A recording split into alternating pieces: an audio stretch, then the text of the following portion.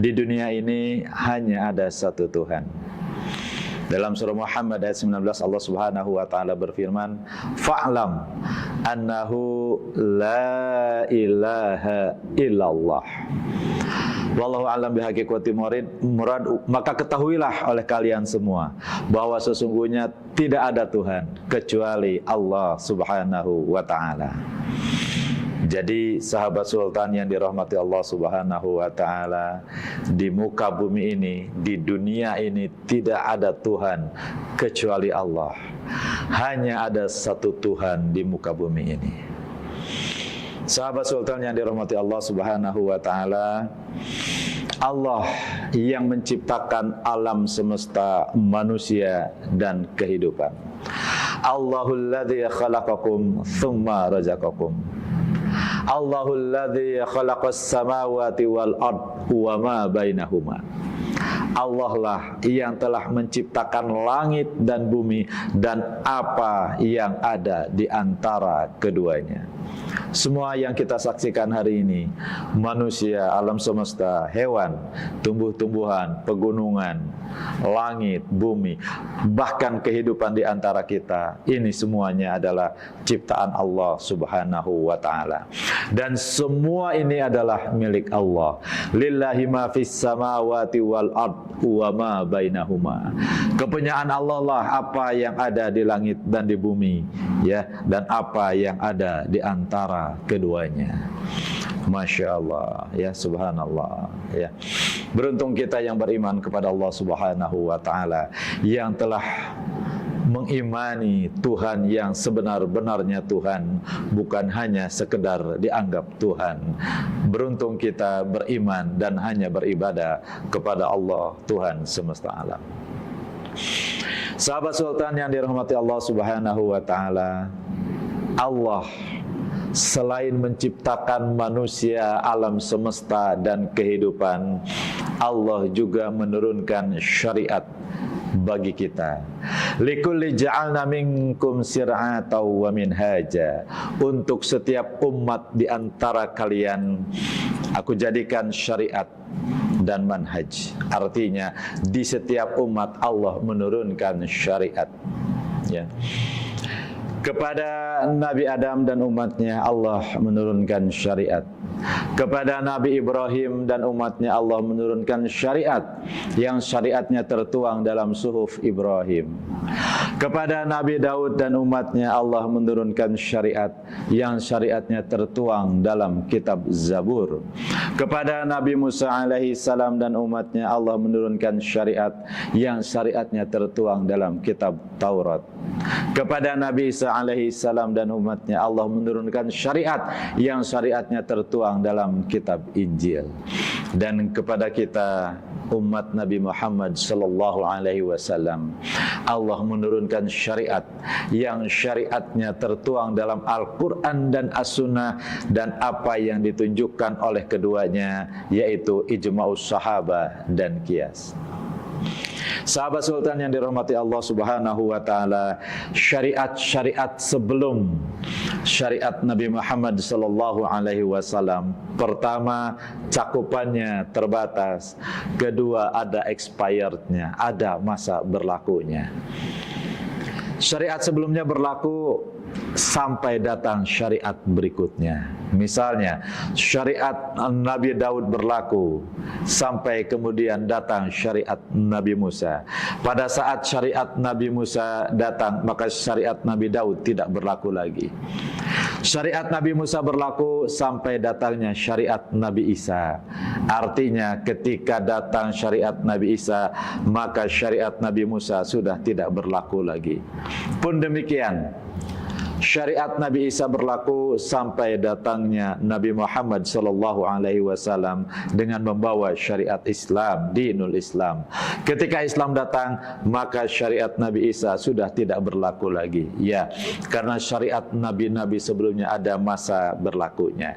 Juga cakupannya itu terbatas, hanya untuk kaumnya saja, hanya untuk umatnya saja.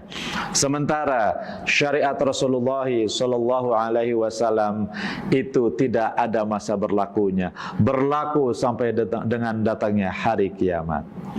Dan sahabat sultan yang dirahmati Allah Subhanahu wa taala, Rasulullah sallallahu alaihi wasallam menegaskan kepada kita, asyar'u ma qablana laisa syar'an lana. Syariat-syariat sebelumku bukanlah syariatku. Artinya apa?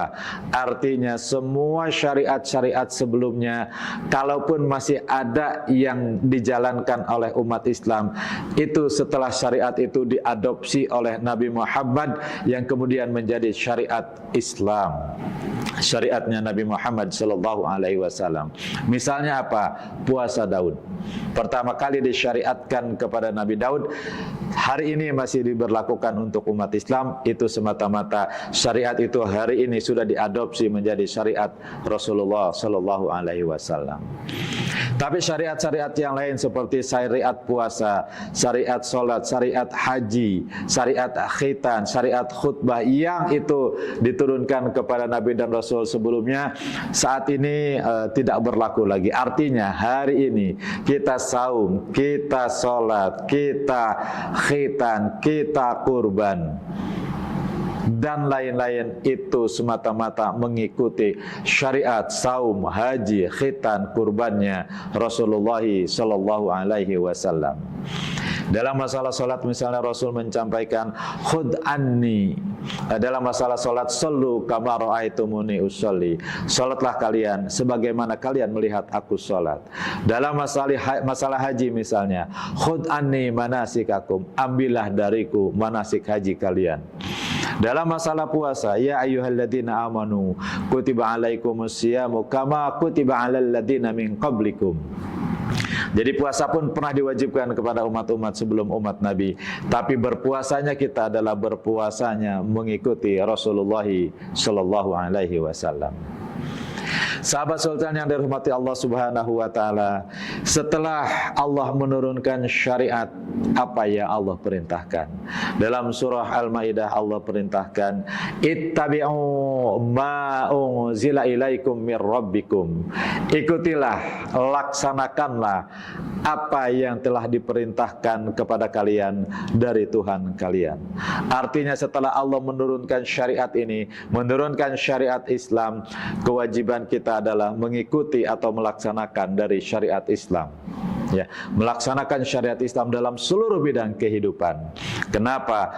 Karena pada saat kita diperintahkan oleh Allah untuk melaksanakan syariat agama ini, Allah perintahkan, ya ayyuhalladzina amanu dakhulu fi silmi kafah. Wahai orang-orang yang beriman, masuklah kalian ke dalam Islam itu secara keseluruhan. Dan Allah melarang untuk mengambil Islam ini sebagian diambil, sebagian ditinggalkan. Afatu'minuna bi ba'dil kitabi wa takfuruna bi ba'd.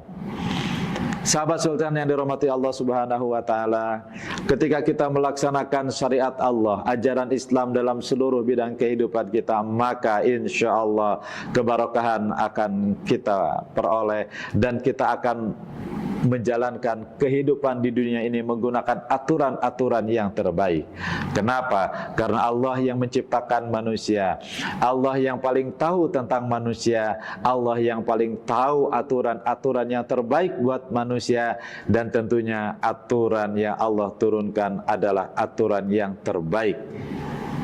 Apa hukmal jahiliyati yabgun wa man ahsanu minallahi hukmal liqaumi yuqinun. Ajaran siapa yang lebih baik daripada ajaran Allah?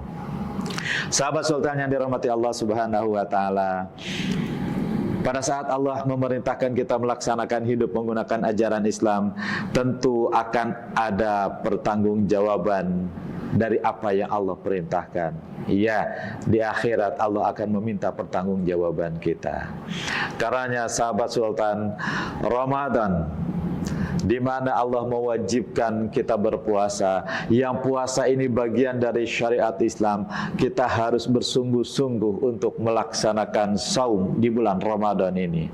Jangan pernah sekali-kali kita tidak berpuasa, walaupun hanya satu hari. Naudzubillahi min dzalik. Ya. Kenapa? Karena saum Puasa itu adalah salah satu syariat Islam, salah satu perintah yang Allah perintahkan kepada kita, yang kalau kita melaksanakannya insya Allah kita akan memperoleh limpahan pahala dari Allah, yang saking besarnya pahala itu tidak Allah sebutkan. Allah hanya menyebutkan puasa itu untukku dan aku yang akan memberikan balasannya.